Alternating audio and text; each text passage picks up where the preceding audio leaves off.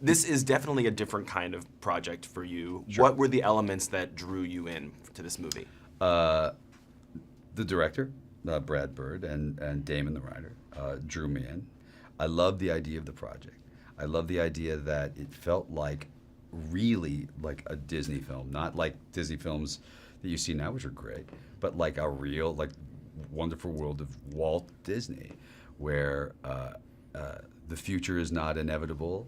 That there is something you can do to change it if you get involved. All the sort of things that were sort of in the Eisenhower years of the positivity of it all, and I liked all of that. And I think we've all seen, and we can turn on television and see tons of cynical, dark stuff.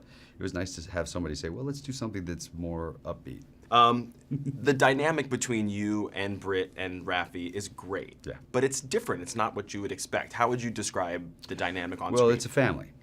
Okay, so it is a family. There's 3 people, but it is a family. The problem is that the parent is the youngest person driving, by the way, too. And so that's the fun part to me, is that it's 2 bickering kids and then the parent going, will you 2 stop bickering? And she's 12, And that's really the difference. But also there's it's good old-fashioned storytelling.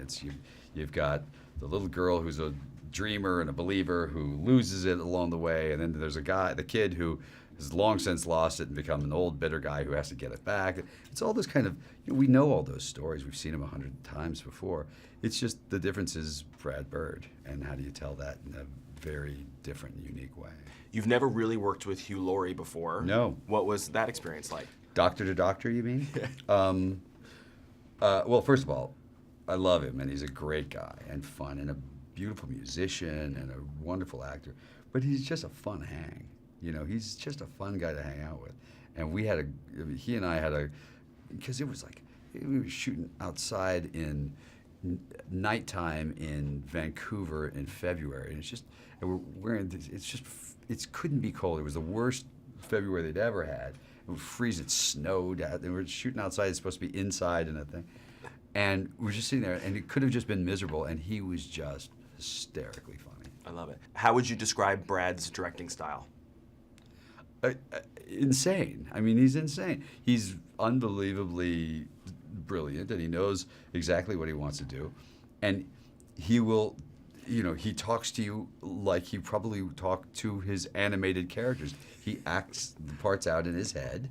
So he'll be like, and you'll do a take, and you'll see him and you see him playing you in his head. He'll be like,